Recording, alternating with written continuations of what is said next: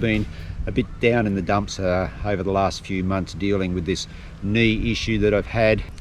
And look, I've given myself a really good kick up the arse, because it's time to get back to doing some good running. Dealing with this knee issue, yes, but it's not about to stop me from running. I've been given the green light to continue running, so that's what I'm going to do. So 2021, a new start, a fresh start, and it all starts today.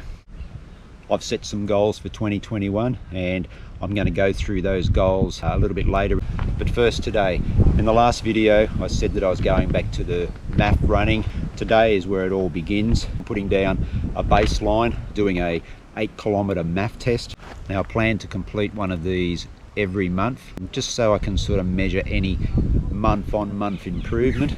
Now I haven't done a MAF test over the 8 kilometres distance since April last year, and I think at that stage I got down to about a 4:29 average per kilometre, but I'm in nowhere near in that shape. It's windy today and we're in the middle of summer as well, so the heat's going to affect the heart rate a little bit.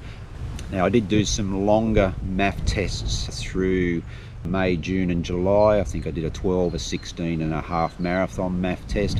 There's videos to those guys if you want to go back and have a look to see how those MAF tests went. I haven't done any heart rate based training since breaking the toe back in August. I think the last time that I may have ran to heart rate was probably mid-July, even though that I've only been doing some very low kilometres over the last month or 6 weeks. But I think now with this knee, I need to go back to the MAF, and that's the reason why I am, just so it's a little bit kinder on the body.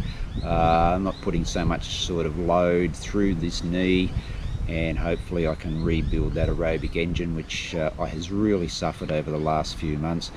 Now the MAF running, or maximum aerobic function, I don't know what my tested maximum heart rate is, so I'm just going to be using the base 180 formula, guys, to find out what my MAF heart rate maximum is. That's going to be the 180 formula minus my age, 54. Now I'm also going to give myself back 5 beats per minute. Look, I do have a reasonably good fitness level. I know I am dealing with a little niggle, but the MAF is a guide, it's not a law. I'm going to try and stick somewhere between that 130 and 132 heart rate level. If I can do that over this 8 kilometres today in windy and warm conditions, I'll be pretty happy. But it's just a measure, and it's just, as I said, it's just a baseline. I've got to start somewhere, and today's the start.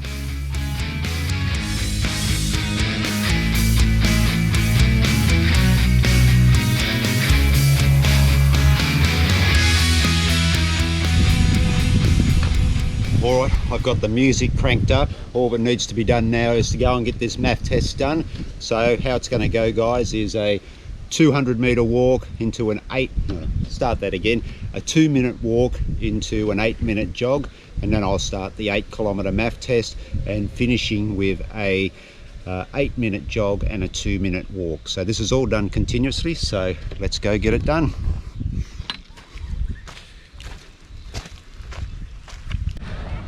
So I'm just using a loop around here, just on roads and footpaths. It's about 1 kilometre, so shouldn't be too bad. A little bit protected from the wind, but there are some open spots as well. Oops, better get off the road, I was going to get run over. 2-minute walk.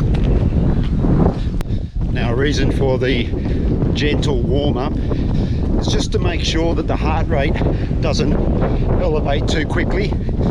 So the walk just gets the body ready for a bit of exercise, and now the slow jog as well, where you're keeping the heart rate down just so it comes up nice and gradually, because you don't want to have a spike right at the start.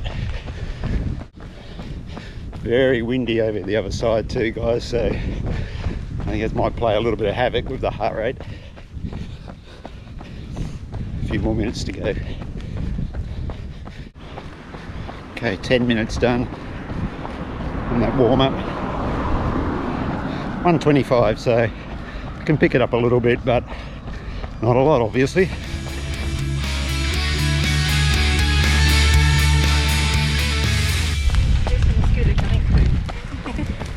Look out. Thanks, you know. Halfway. Been pretty good. That last K was lost an earbud.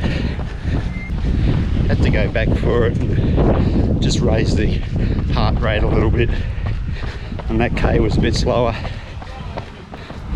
Keep going, stop this filming because it pushes up the heart rate.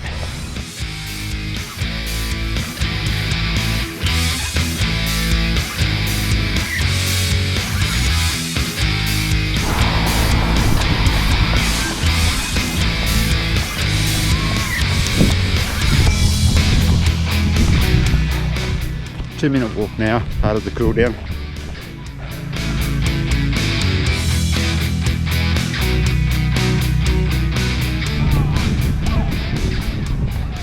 Pretty breezy, guys, so I'm not sure if you're going to be able to hear me properly, but I'll go through the full results when I get back home. I'm disappointed with that test, but hardly surprised. Slow from what I was used to early last year. Lost my way a little bit on the 5th kilometre, lost one of the earbuds, and then I did a bit of filming and the heart rate spiked a little bit. That wasn't good. But anyway, we'll go through the rest of it when I get back home and upload to Strava. Okay, let's have a quick look at the results from that MAF test. Now, I'm not going to dwell on these results too much. This was the first MAF test and I just wanted to put down a baseline. The most surprising part of today's run was that my splits were fairly consistent in my MAF heart rate zone, that 130 to 132 beats per minute. I started in that 510 per kilometre zone and by the end I was running almost 520, so there wasn't a lot of fade there. However, MAF tests in the middle of last year, the kilometre splits were much closer together. So this tells me that my aerobic capacity or aerobic engine is reasonable at the moment, but it could be a lot stronger.